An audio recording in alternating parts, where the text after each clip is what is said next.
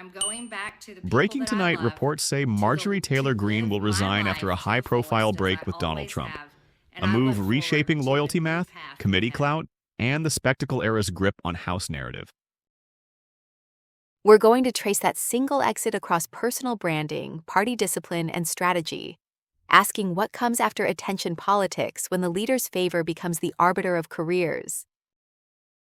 Think newsroom curiosity with a human center. We'll map the timeline, capture national reaction, listen for local impact, then widen to what dissent and loyalty mean in today's MAGA-shaped Republican Party. Why Now Matters is straightforward and profound. Her resignation redirects coverage towards succession battles, special elections, and whether message control consolidates around Trump or opens space for independent power centers.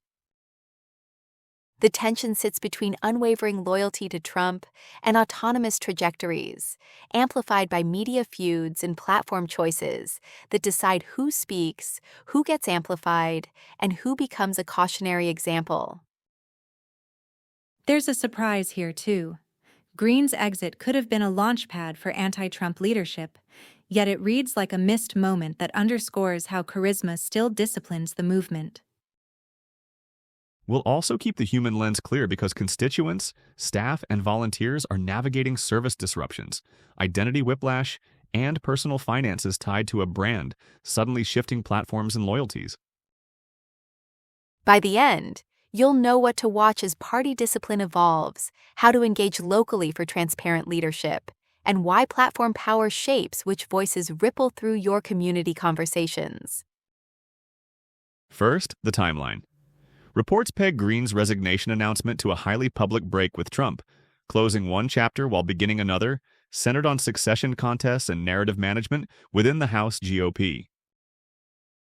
Timing matters because the House majority is thin, committee assignments shift, and every vacancy recalculates leverage for negotiating headlines, fundraising pitches, and floor strategy that rewards unity or punishes deviation. The BBC flagged the resignation as an unexpected turn, which is newsroom code for power players scrambling. Unexpected exits upend calendars, donor calls, and candidate recruitment pipelines overnight. The New York Times framed it as happening after a break with Trump, elevating the narrative from personal decision to disciplinary tale, a reminder that charisma still outranks committee seniority in certain circles. Meanwhile, the Independent's live updates captured Trump hitting out, which signals whether future challengers read dissent as courage or career suicide, depending on how endorsements and primary threats subsequently materialize. And NPR's retrospective reminds us Greene's rise relied on attention engineering. The same mechanics that buoyed her now magnify the consequences when the movement's center of gravity turns away. Let's test motives without assuming omniscience. Was this pressure from above a strategic retreat, or a bid to rebrand outside congressional norms where platforms, podcasts, and rallies can outmuscle committee rooms? Consider Trump's public rebuke as performative enforcement.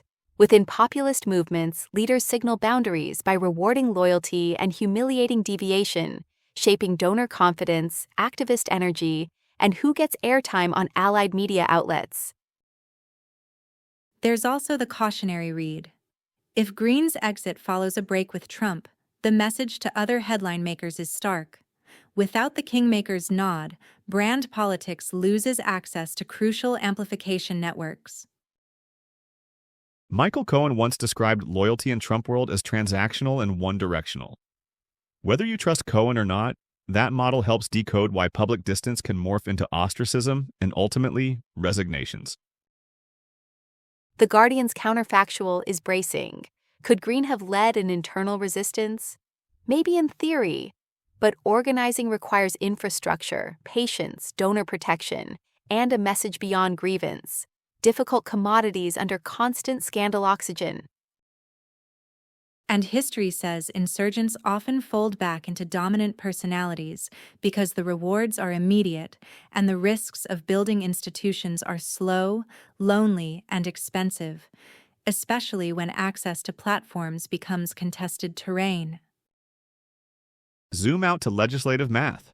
A departure tightens every whip count, shifts committee ratios, and forces leadership to spend scarce time managing vacancies rather than moving policy, further privileging communications warfare over governing outcomes. Media ecosystems are already adapting. Bookers recalibrate segments, right-wing influencers decide whether to distance or double down, and mainstream outlets examine the arc from virality to burnout, crafting templates for the next personality-driven blow-up. Donors read tea leaves pragmatically. If Trump signals excommunication, some checkbooks close, others migrate toward safer bets, and a few contrarians test whether dissent unlocks independent fundraising capable of surviving hostile primary machinery. For voters, the spectacle can feel like whiplash. One day a champion, the next a feud, then exit. That roller coaster breeds cynicism unless local services and tangible outcomes remain stable and visible. There's also the platform question. If she shifts to friendlier media or faces moderation limits, the algorithmic reach changes the coalition she can mobilize, constraining future endorsements, rallies, and emergency fundraising when headlines sour. Bottom line, the national reaction is a sorting mechanism. Elites test loyalty signals, activists recalibrate scripts, and would-be successors sprint to define themselves before the news cycle moves to the next spectacle. So, what did we learn? Green's resignation isn't just departure. It's a test case for whether centralized loyalty enforcement outcompetes insurgent branding when elections approach and governing needs sharpen, not soften. The media frames matter because they tell would-be dissidents whether resistance gains allies or burns bridges, and whether donors underwrite independence or retreat to the safety of leader-blessed message discipline. The House impact is immediate but secondary.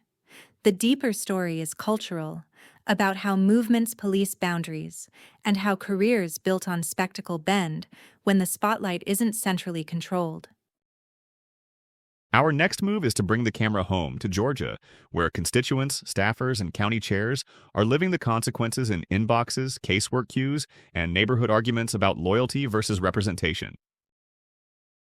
Because politics lands on doorsteps, not just Chiron banners, and the test of leadership begins where daily services meet identity, grief, and the capacity to disagree without tearing communities apart.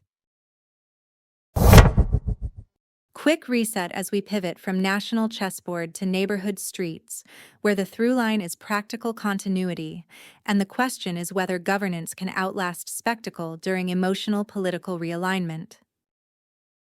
We'll look at constituent services first, then volunteers, then local party dynamics, and we'll keep our focus on people who aren't in headlines, but absorb the consequences every working day. It's the story of phones ringing, emails stacking, and questions about who signs letters, who attends ribbon cuttings, and how veterans or small businesses get help when the office leadership changes suddenly.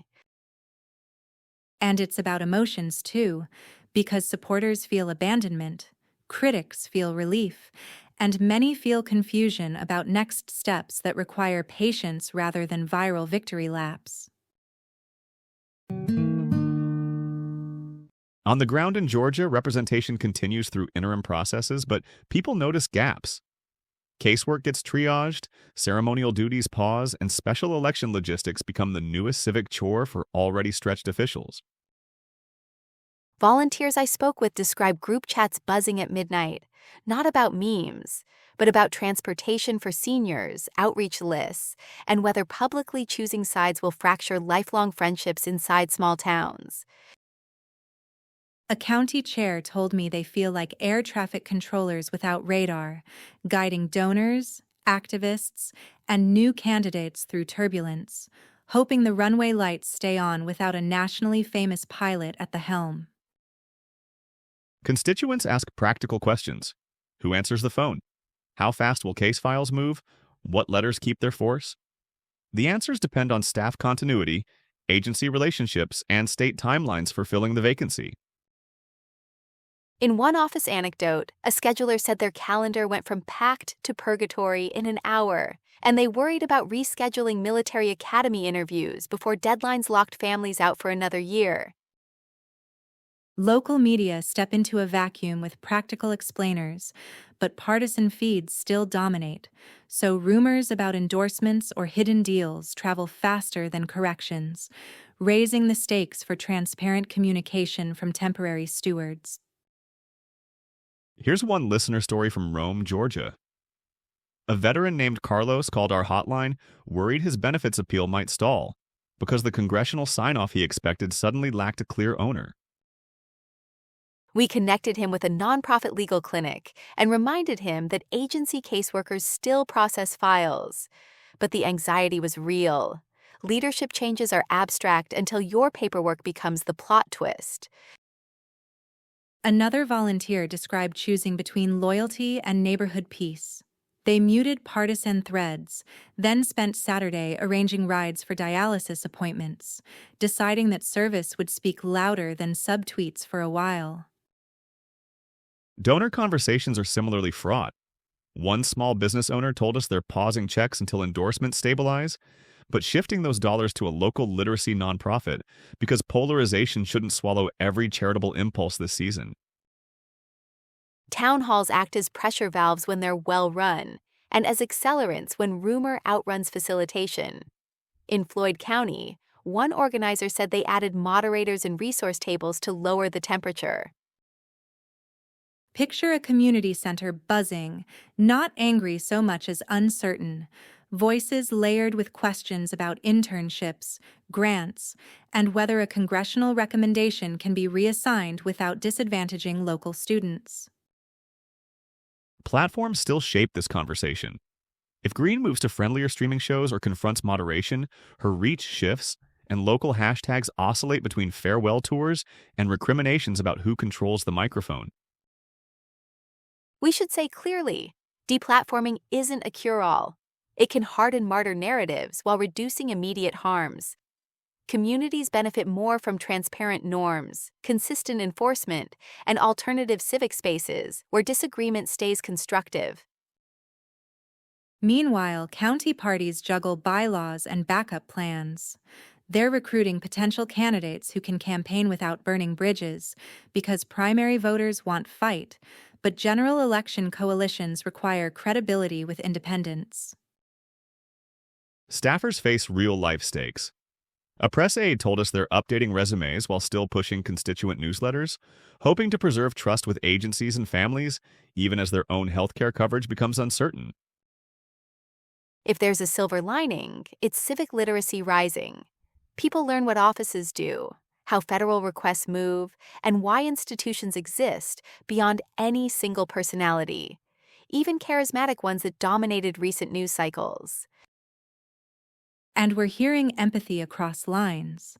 Some supporters who feel hurt still want neighbors to get services fast, and some critics who feel vindicated resist gloating because they know governing requires durable relationships. Local impact boils down to continuity plus clarity. Keep phones answered, publish timelines, and elevate career staff who can bridge the interim while political actors recalibrate and voters digest an emotional shift. For listeners, 3 practical steps. Observe party discipline signals without amplifying drama. Engage with nonpartisan civic groups for service continuity. And scrutinize platform incentives that reward outrage over problem solving. If you're organizing locally, build redundancy. Share process knowledge across volunteers. Document agency contacts. And resist personality capture so services survive leadership changes without leaving families stranded in bureaucratic limbo. Politically, this is a living experiment testing whether a movement centered on one figure can tolerate dissent or foster alternatives without imploding local trust. Georgia will give early answers. And remember the people behind every headline, from schedulers and interns to families waiting on case updates. The human ledger is the true cost center of performative politics. Before we go, a thought on grace. Political identities change, sometimes abruptly, And communities do better when they build on shared services and safety rather than victory laps or dunking contests. Today's narrative traced Green's resignation from a break with Trump to national signals and local ramifications, then widened to platform power and party discipline as elections loom and attention economies recalibrate. We held space for nuance and people's livelihoods, because a stable democracy depends on institutions functioning when the spotlight tilts away, and on neighbors trusting processes more than personalities. Our editorial North Star stays the same: curiosity over cynicism, accountability without cruelty, and practical steps that help listeners turn headlines into community resilience instead of combustible outrage. If you're in Georgia and need federal help, call your agency directly, document everything, and contact statewide offices. Interim mechanisms exist to keep cases moving, even when congressional leadership changes.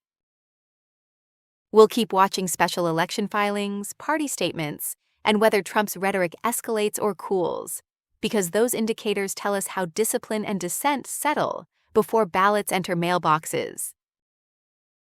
For our team, the action item is listener check-ins. Send us how this affects your service access, workplaces, and relationships. We'll amplify practical solutions, not just commentary, in upcoming episodes. For now, breathe, take care of neighbors, and remember, institutions are yours to steward. We'll be back soon with updates and tools to navigate whatever comes next together. Senator, the budget report. Urgent. Does this have panels? It's a budget report. Fine. Try this. Now we're talking. Democracy, but make it graphic. In the rotunda and on the record, Representative Clayton Harker swears his powers come from a coffee mug. It's just a mug, right? That's what they want you to think. And the whole world is watching. This is exactly what I'm talking about. Exhibit A. Wait, cut it. I'm a public servant, Your Honor. My job is to lift spirits and keep the room moving. Meetings were dragging like molasses until I brought a little fire. Fire. He blasted. This place is a labyrinth. You've got to be kidding me. Finally, you have got to be joking. It's a round room with 8 exits. Morning, Representative Leland. Mr. Gates, tonight on 60 Minutes, a lawmaker who thinks his coffee mug gives him power over the weather. When I cradle it, storms listen. You can feel the barometric respect. He believes it's a secret. It isn't. And that, colleagues, is why the evidence points to hamsters as the most consistent temporal agents in recorded history. Wait, are you suggesting a rodent adjusted the Gregorian calendar? Not suggesting, demonstrating. This little pioneer. Tonight on Capitol Now, why a state senator says the hottest fires on your block might be coming straight from orbit. Look at that beam! It's no coincidence my hot dog erupted the second that thing blinked. These lasers are grilling us. Quiet. I'm getting something. Oh, no. March 14th, 2027. What's on March 14th? A rain of frogs, 37 minutes long, right before the budget deadline. Can't be serious. I'm Lena Rivers. When families tell me they need space to play, to laugh, to breathe, I hear them. That's why I'm fighting for a free inflatable castle in every household. Real infrastructure, real. He wasn't running against opponents. He was running against the phases of the moon. Every vote cast is a tide, and tides answer to the moon. In a season of politics, he trusted the sky more than the polls. Watch the moon. The streets are burning. People say you waited too long. Are you responsible for this chaos? I walk through fire, but I do not hide, for fear is a ferry to the darker side. Representative Tessa Malkin swears the pigeons in this plaza aren't birds at all. They're watching my lunch? My sandwich has more eyes on it than the Pentagon. She believes they're surveillance drones built by the federal government. There's absolutely. Representative Amara Hollis has never shied from an unusual fight. Requiring capes on weekends doesn't make them safer. It just makes Monday feel like a crime. Hey, that's the presiding chair! It's mine now! Somebody stop her! Security! Out of my way! She's stealing a seat of Congress, literally! Vote me out after I get it home! She's heading for the hall! Cut her off! Every single worker in this country deserves fuel, not fatigue! 60 minutes of labor means 60 minutes and then a break to eat! Do you hear me? Folks, the days of dreary dishwater socks are over! Today we introduce the bill to ban boring socks! No more beige, no more sad grays. From this day forward, every step... Colleagues, I give you Bill 742, the Interpretive Debate Act. From this day forward, all official arguments will be presented like this. And that's why we're giving pennies a purpose on tonight's... Whoa! Yeah! Oh, no. This is fine. Totally fine. You ready, Madam Host? Not even a little. Too late! And that, folks, is how a policy proposal becomes a puddle.